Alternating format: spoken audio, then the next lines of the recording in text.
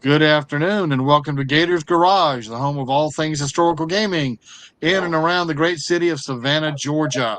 We are pleased to have with us this afternoon Mr. Mike Tunez, the studio manager for Firelock Games, and one of those long-term FOMs, friends of Mike. I think I've known Mike at least since they launched Blood and Plunder. As a matter of fact, he gave me a couple of starter sets to get me going because I've been doing some social media work for them. Anybody that has known me any amount of time will be not surprised at that as far as the social media goes. But Mike, we followed your company for a while, and we thought, hey, I know you got Port Royal coming out, and I figured you'd want a chance to talk about that, and thought we'd also take a little bit of time to get to know Mr. Mike. All right. Well, thanks for having me. I'm very excited to be here. Fantastic. Personal questions first. How long you been gaming? So gaming since the really since probably since the mid '90s, I'll say. So Okay, good amount of time. Yeah. been a little bit. Yeah, I think I started Hero in Quest, '83. I have a little bit of time on you. yeah, Hero Quest and So BattleTech were the gateway drugs for me. I was just that's the next thing I was gonna say is what was your first war game? Hero Yeah. Quest and BattleTech. Mine was Squad Leader and BattleTech. So there you go. Right. Right. Fantastic. Here's a loaded question. What's your Mhm. favorite war game? Ooh, my favorite war game, huh? I'm not gonna count any of the ones you make because that's it's too easy.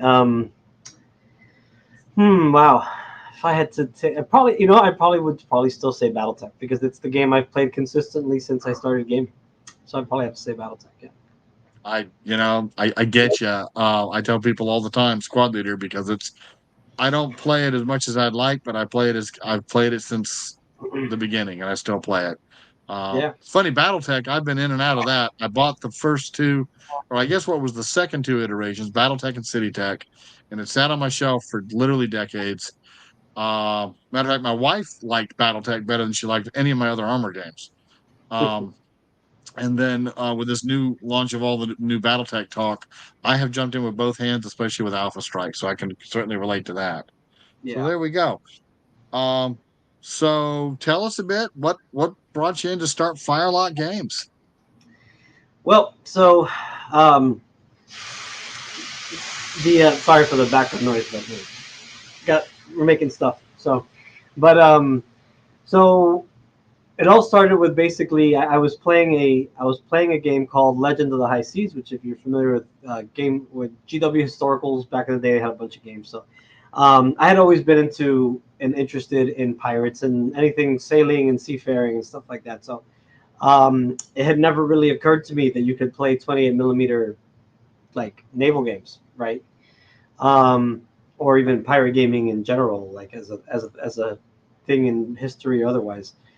I just wasn't aware of. So seeing that game, I was like, oh, this is really cool. So I bought that game, played that for a little bit. GW historical went under, and all the people I played with at the time, pretty much when a game was dead, it's dead, and they just move on to the next thing.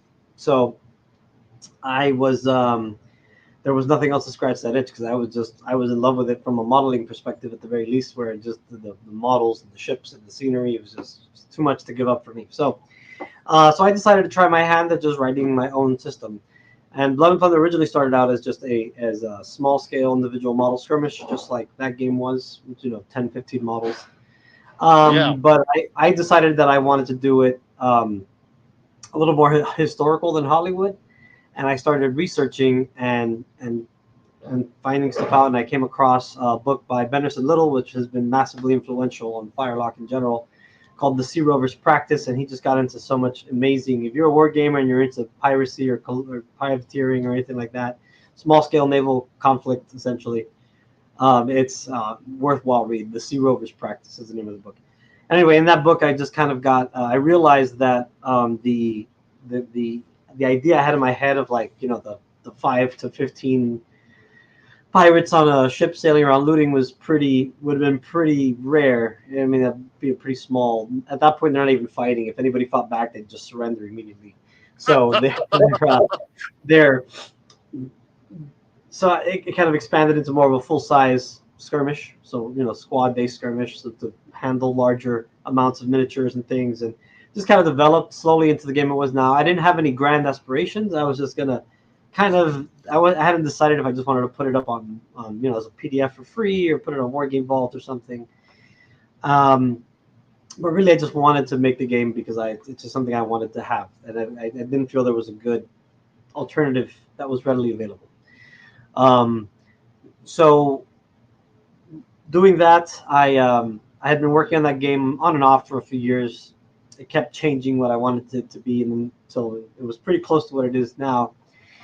And then around that time, the show Black Sails came out, and and to go back to BattleTech, Alpha Strike had been just released, and so through Alpha Strike, I was introduced to Alex Aguila, who's my business partner here at Firelock now, and he and we had been just playing a few times a week Alpha Strike together, and I was going to school at the time, and I wasn't really working much, and he was retired, so we both had plenty of time to just hang out and play games. So we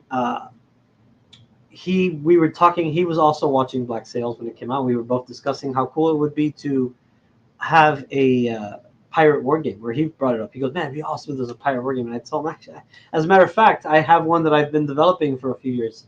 If you're interested, we can play it. I plan on releasing it at some point. I feel like it's pretty close to being done. Yeah. So he played it, and his background is that he was the co-founder of Alienware Computers, and I know you know Alex, but Wow. so he had pretty good. He had some successful business background, and he really enjoyed the game. He said this is something really special. I'd really I've always kind of wanted to open a war game, a company to make games, a gaming company. And he said, would you be interested in putting this out and doing it?" And so, and I said, "Yeah, let's do that. Like, I don't really have a lot else going on right now. Let's give it a shot." So, fast forward to a couple of days later, and we're just sitting in his house in front of his computer and just Googling how to make miniatures. None of us had any experience in this industry whatsoever. Wow. So we just kind of scrapped our way through and figured it out as we went, and kept developing the game, coming up with concepts. We worked with some people that he knew, and we got some artists on board and started creating illustrations and sculpts and things. And about a year later, we went to Kickstarter with the original Blood and Plunder game, and that's from there it's history, right? So that's the story of Firelock Games. The history is the history. Well, that's really interesting. Talking about Warhammer historical, I was one of those guys. The Legends of the High Seas is probably the only one I didn't have. I've Mhm. got all of War. I think all or most of the Warhammer Ancients. I've got Warhammer Great War. I never got the second book to that. Um, what else did I get? That was the only two that I got. I was really looking hard at their Western game when, like you say, GW kind of just pulled the plug on the whole project, Yeah. which might be, given the who and the what, might be for the best for everybody. But Right. that's fantastic. Again, not surprised that you came out of you already love the Pirates when you got it started, and all I can say is I know when I saw Blood and Plunder come out, I was like, yeah, the hobby needs this. I'm like you, the hobby needs skirmish games, especially at 28 mil. I'm a huge fan. I really think 30, 40 figures for 28s is probably as large as you want to go. And then smaller, in my mind, smaller is always better. And when I played my first game of Blood and Plunder, I think I had 20 guys on the table. I'm like, yeah, I can do this. I can afford it. I can take the time to paint the minis. I can take the time to play the games. And that's kind of been your hallmark with just about all your games that you've done. So really, really excited about that. Like I say, roll forward. I've got a copy of your Blood and Valor that I've played several times, and it's actually it's going to go into the regular rotation here in our local club, the Savannah Garrison. We've shown it twice, once with 20s and once with 28s. Using some of the 28s, we use the War Games Atlantic that I sell, and plastics are just so inexpensive and easy to put on the table. I Yeah. will say War Games Atlantic has not put out a full range of support weapons though, so it was all infantry all the time, but we still had a good time. Um, so that's where I am with that. next things, I guess you did, of course, your flagship game, and then you did. I think your next one was Blood and Valor, and then Blood and Steel, right? Yeah, so Oak and Iron was right before. Well, technically, Blood and Valor, even though Oak and Iron was in development far before, Blood and Valor came out right a month or two before Oak and Iron. And Oak and Irons are 1/600 scale um, naval war game. So it's kind of just like just the ships for. So Right. it's I've compared it to basically a game like X-wing, but with sailing ships, right? Kind of a deal. Not exactly like that, but it's in that vein. Um, Yes. and that game's about to go to a second edition now. So it's the current edition's out of print, and we are just waiting on some proofs for the some of the changes, and then we're ready to hit production on that one. But yeah, then Blood and Valor, Fantastic. which was our yeah, Blood and Valor is our World War I skirmish game, uh, based on the Blood and Plunder system with some tweaks to make it make sense. Same with all the others, and then we did Blood and Steel after that, and then followed by Blood and Crowns, That's and there's a right. few, yeah, and there's a Blood and Crowns, which is our 100 Years War, and Blood and Steel, which you talked about, is it's basically covers all sorts of colonial conflicts in the Yeah. Victorian. Yeah. So that one's pretty flexible, and then we got a few that are cooking right now. The more we've got a we've got a Napoleonics one that is I heard about that. yeah, Blood and Bayonets, which is on its way. It's pretty close. The rule book is written at this point, and now it's just a matter of getting through the playtesting phase. And then we got a couple other ones that we haven't announced yet, but we just depends on when they're ready. But we got a couple things cooking. So we got some. That is We're going outside of historicals a bit too, with a few different games. So and okay. a few more historicals coming up as well. So A few what? and a few other historicals coming up as well. Oh, good. Mhm. I will tell you that your whole activation system, both for Blood and Plunder, for all your games, would work excellent in a science fiction setting. Anywhere that you're wanting to experience that chaos of combat, yeah, chaos of combat. And I will tell you that I'm a huge fan of anything hard science fiction. I like Stargrave a lot. We play that on the regular. Mhm. I was a big fan of the old West End game Star Wars. So yeah, I like anything where the players are integrated and interacting with one another rather than one guy just sitting there waiting for his troops to get finished being hammered before he can do anything. Right. Absolutely excited to see what you guys Yeah. have coming down the line. That Well, since sounds you're that excited, I'll sounds tell. So one of the games is called Blood and Blasters, which is essentially just it's just kind of a tweak on a pretty significant tweak on the Blood and Plunder system, but it uses the same card activation mechanic. Has some other twists and turns in it, but it's basically a toolbox game. So there's no right. setting attached to it at all. You're just gonna get a handful of profiles, and then the ability to customize them and add special rules and different weapons in order to get the units you want. But we've been working on that one for a little while, and I'm having a lot of fun with it. And it's a small That's going to footprint be too. Yeah, yeah. That man, that is excellent. I know I stock all the Stargrave minis and all the science fiction kits from War Games Atlantic. And I mean, that's the type of rules that those kits are designed for. Plug and yeah, play. I love it. exactly. I love it. I'm Yeah, a and some it's for me. I have a ton of sci-fi style games that I really love the miniatures and like, but there's just they're dead and gone, unfortunately. So being able to put them back on the table, I still play them like Dust, AT-43 games like that. I still sure. play them and enjoy them occasionally, but my player pool is pretty small. So I kind of designed it around that, where it's you can just use vehicles and infantry and all that good stuff. So that'll That is probably be sometime early next year. You'll see that one probably pop that's pop up. fantastic. That is absolutely great. Yeah, I will definitely have to pick up a couple, three copies of that to plug into what I have on hand and share with my friends. I like that idea a lot. I'm like you. And it's really funny because our hobby is, depending on how you rate it, is 100, years old Yeah. with all kinds of good games that are quote unquote old. And I don't know about you. I'm like you. I will sit down with some of these older games and I'll be like, why don't we play this more? And some of it is that our buddies can't put their hands on it. Like say, the old West End games, Star Wars, honestly, really solid set of science fiction rules that you could plug in.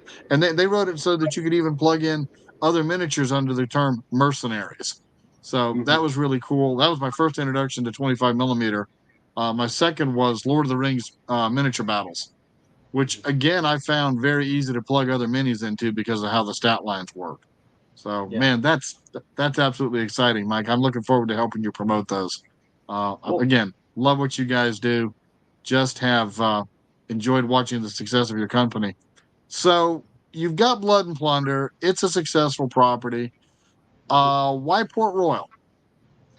Well, Port Royal is really just something that I wanted to do. That's kind of how we do Okay, things. I love it. We just kind of make the games we want to play. So Port Royal to me was going back to what Blood and Plunder was when I started developing it, but with a Okay, lot of twists and turns along the way. So, sure. because initially what I really enjoyed, so when I played Legends of the High Seas, that was my first time playing a kind of campaign-driven system where you have progression with your warband and stuff, and you guys can gain experience and equipment, and you hire more characters, etc. And I just thought that was really cool. That kind of like micro RPG experience. Yeah, Where so and that was the original design for, but then it ended up going a different direction, becoming more a regular war game, as we know. So I had always said, I'll come back to this one day and do this in a proper skirmish format. And then I had just kind of was we are just doing research on different things and came across because originally the game was going to be called Frontiers, and we announced it like in 2018 and kind of had the concept then, and the idea was it was supposed to be kind of like advanced raiding parties or foraging parties and things like that, and so you could do like cover French and Indian War stuff and any kind of small, very low number engagement, and the idea was kind of connected to Blood and Plunder a little more than it is now, but then. I kind of got the idea of just reading about the Port Royal earthquake, and I don't remember why I was reading about it. It was connected to something else we were looking at, and uh, and then just reading there's an excerpt in the beginning of the book which is there's a I believe it's an Anglican minister who's there, and he's survived the earthquake, and he's just talking about the privateers kind of looting in the midst of the earth shaking and everything, and talking about how the place is so depraved that these people continue with their lawlessness even in the aftermath. And that kind of was just like I just kind of put two and two together, and it made me think about Mordheim, right, which is a classic game in the kind of the same vein. I think kind of the game that Bart sure. started on, sort of thing. And I was like, this is, and it reminded me of that, where that kind of that cataclysmic event where people just took advantage of the situation. And I was like, man, the game would actually could benefit greatly, I think, from having a tighter theme like this, where it's just focused on this one thing instead of this big wide. Because originally it was just going to be a book, right? You just use whatever Blood and Plunder models, and then it just translates over, and you can play smaller skirmishes, and with some progression and things. But settling it and focusing it on a more specific narrative setting, um, Sure.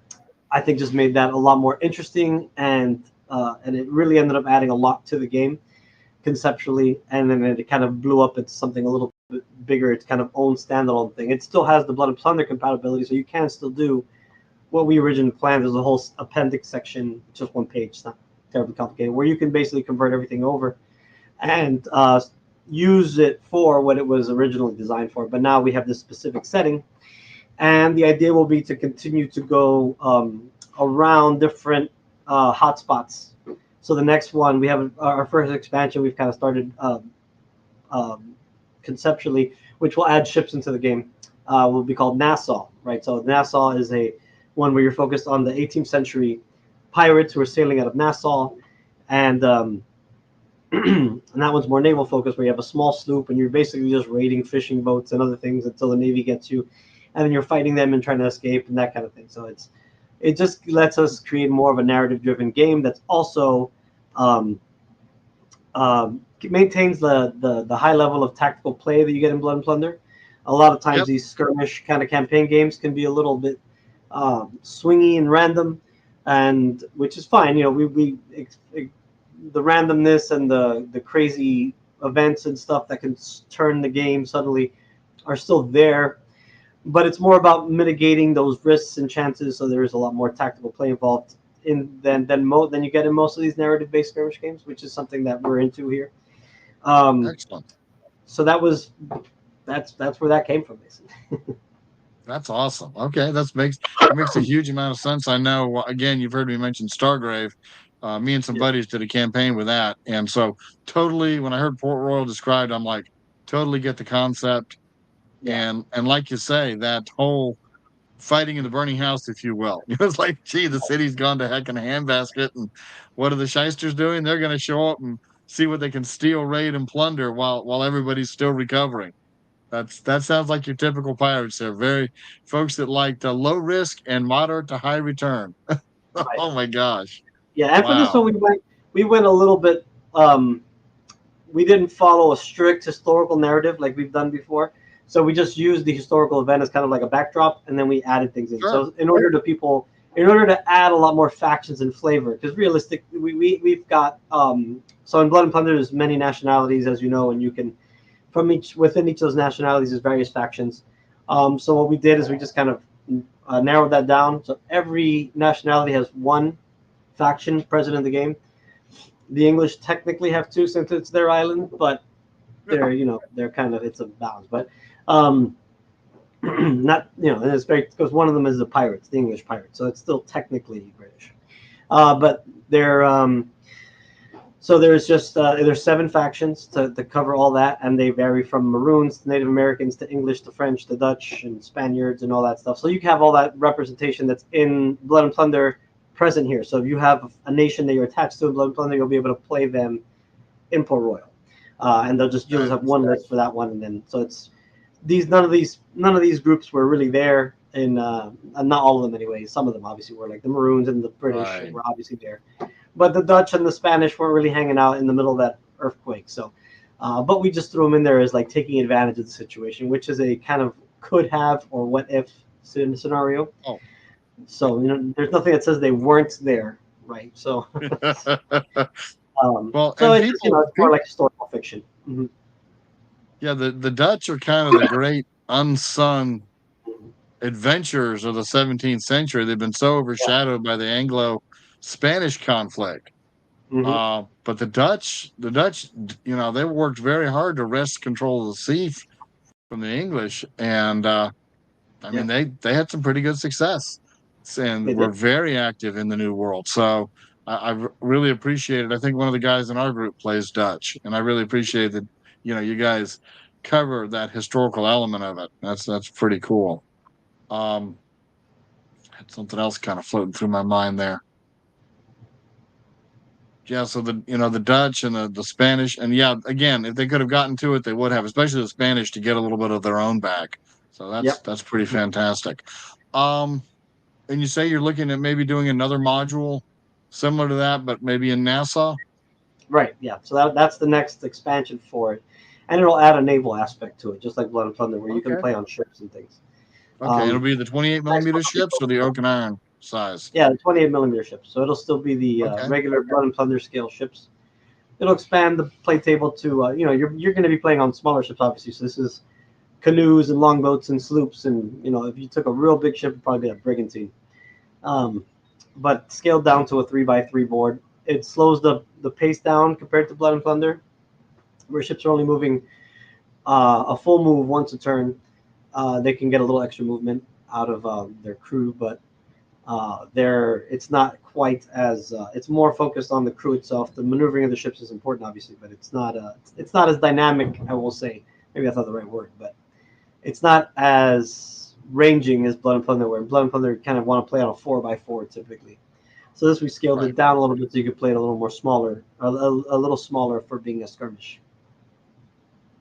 One of the things we have learned about y'all's games is smaller's better as far as footprint. We did the our last Blood and Valor scenario was on I think it's 5 by a 5x4 table or just at 6x4. And that was Mm-hmm. too big. We needed to be closer together. We ended up staying at long range and sniping at each other. So yeah, small. That's one of the things again always appreciated about Firelock Games is that small footprint. There's a lot of gamers out there. They don't want to spend $500-600 on a quote unquote army. Right. They want just a couple dozen miniatures. Maybe they want to buy. I always tell people if you like a game, buy both sides, and that way you can drag your buddies kicking and screaming into the game. And certainly all of your stuff is definitely approachable on that. And Port Royal's no different. I Yeah. think you've got the starter kit that you kickstarted, and then stores will be stocking Yeah. some of the starter kits for those. Hey, you got something to show us there? Yeah. So that's the Oh, look at that! size of my head. Anybody who's seen me in person knows it. So I'm trying to get the angle. Wow, So there you go. that's a So good that size. is so that's the box, right? So you Okay, can the size of the box is your back. So that's everything included. This is wow, reverse. It's harder than okay. So yeah, that's you all get right. everything, all the stuff you get in there.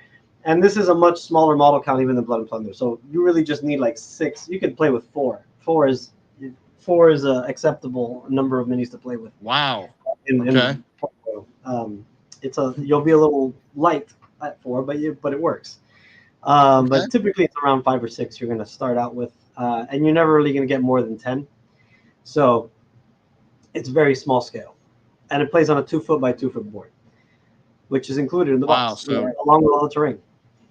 It's a that pretty means if dense. you had a typical, I was gonna say if you had a typical Blood and Plunder collection, you could easily get 2 or 3 games of that going within the Yep. club. So that's going to lend itself both to campaign play and league play.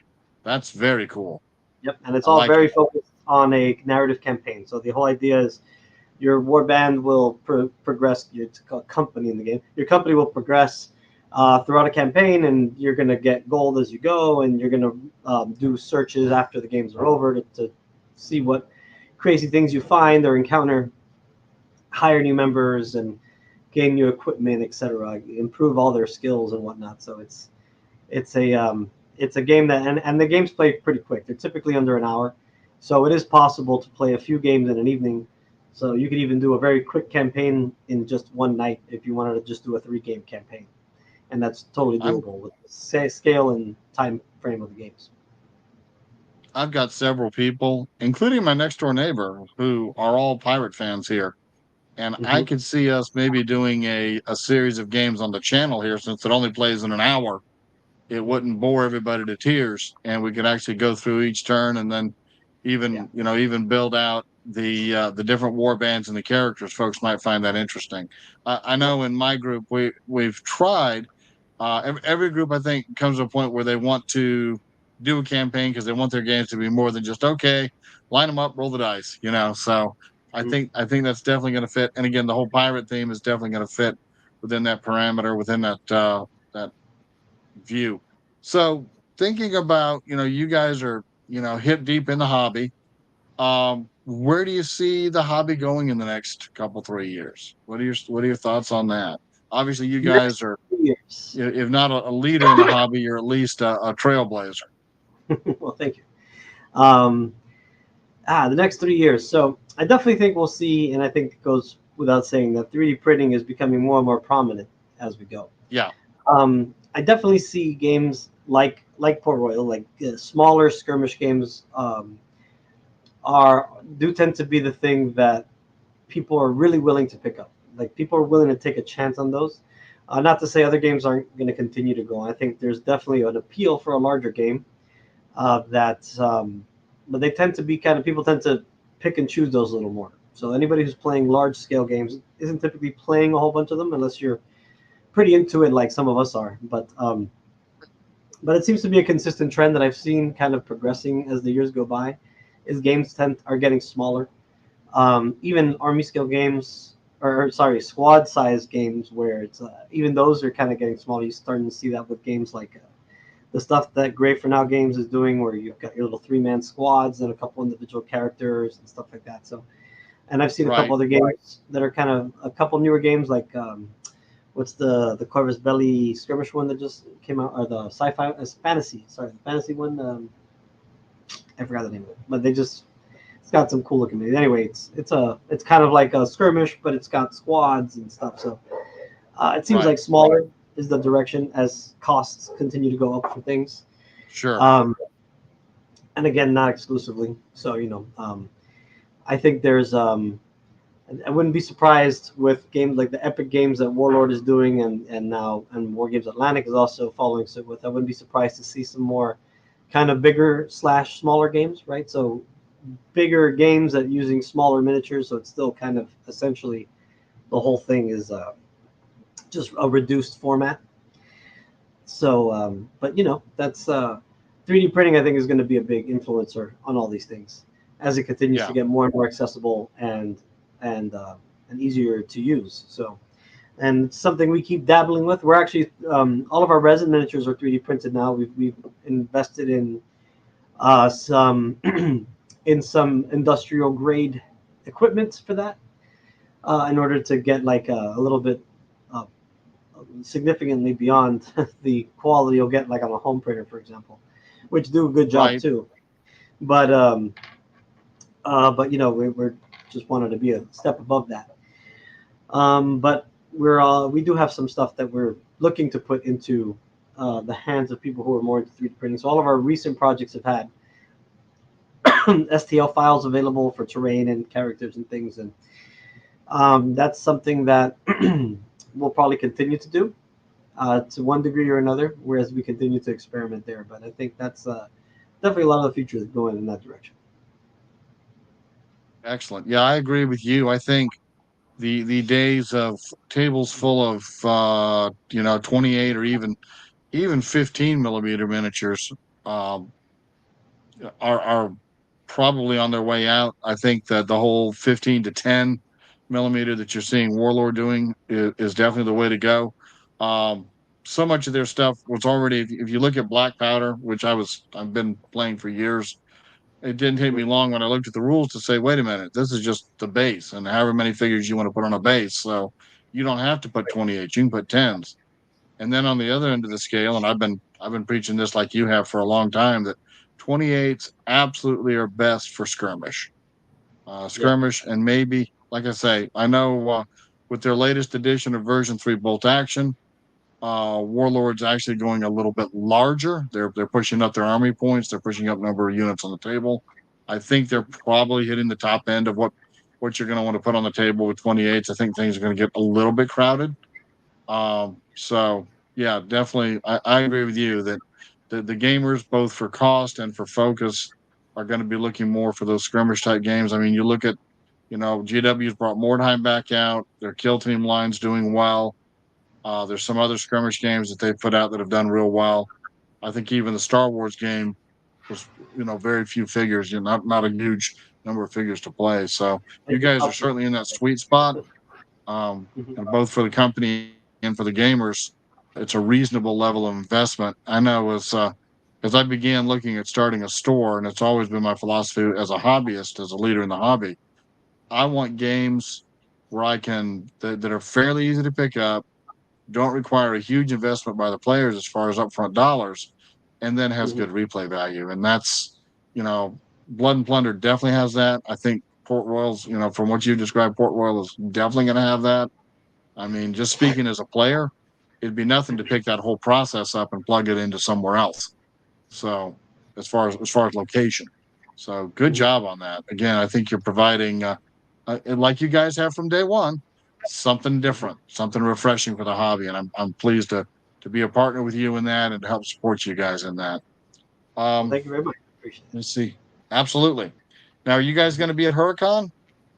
Yes, sir. Always. Fantastic. Okay, and you'll be showcasing Port Royal. I will have it there. I should have everything. The full set should all be present there. But I Cool. haven't. We won't be probably. I mean, I'll have it available for demoing, but I probably won't be running any games as it. I'm gonna wait since that's more of a. It's more of kind of our home base show, so we just kind of once people have it, then we'll probably run some like invitational events and stuff, and probably run like a campaign throughout the weekend, sort of deal. So kind of a way to either Fantastic. probably something where we do it in the evening session or the morning session to get people started, or we'll figure it out, something like that. Right. And you guys are headquartered around Orlando, yes? South of Orlando. We're in Miami, actually, all the way down in Miami. We do have a Wow, couple you all guys are who deep are. in. Yeah. Wow. I was Yes, going to we're. say we'd love to have you come up to Savannah and run some demos, but that's a day commitment to pull that off. But Yeah, it's a bit. I It's don't a know. bit of a drive. We might can make it worth your while. I see we've got a guy here that's big into Blood and Plunder. He wants to do Port Royal, so we'll definitely be showing the Blood and Plunder and Port Royal flag here in Savannah under the Savannah Gaming, Savannah Gaming, the Savannah Garrison group. Matter of fact, we're looking to actually do a Port Royal campaign going into the first quarter of 25 once Port Royal drops. So, yeah, we definitely got your back on that. We are excited. We're all sitting on pins and needles waiting on that to come out. So that's fantastic. Um, I think that's excellent. Any other words for the good of the hobby? I appreciate what you guys are doing over there. I'm excited to see how your campaigns go. It's all looking to be on track, so you should have it in December. If knock on wood, nothing goes wrong from this point forward. So, but everything's in production pretty much right now, with the exception of the That's neoprene great. mat, which I'm just waiting on the sample for. But everything else is rocking and rolling, and we'll have. I know everyone's desperate to know when the PDFs and the digital stuff will come out, and we'll probably have the STL files out for the terrain and such next month, probably sometime in October. It looks like, and for the good of our friends in Europe and such, we will probably hold out the PDF until we've started shipping, at least, so that everybody can have make sure everybody's getting their boxes before. And we're probably going to be able to wrap up shipping in only a matter of a week or two. Fantastic. So, which we've done in the past with other similar sized projects. Um, so more than likely that's when that's going to come out. But I know that's been a consistent question that I've gotten here and there. So figured I'd go Of ahead and course. Of let people course. know. Yeah. And Gator Games will be watching that real close. We are actually part of the Kickstarter on that. We're bringing 5 copies in. So if you missed the Kickstarter, you're going to be able to order it from us. I know I quite honestly, that's what I did with the old Ogre Kickstarter. I didn't do the Kickstarter, but I bought the Ogre game afterwards. So if you missed the Kickstarter, Gator will have you taken care of as we continue to support our good friends over there at Firelock Games. I want to thank everybody for listening in this afternoon. I want to thank Mike for coming and taking time out of what I know personally to be a real busy schedule running your own company. I want to encourage everybody, do the YouTube things, like, share, comment. All that helps the algorithm. It helps us grow. If you want to support the channel, buy some merch from Gator Games and Books.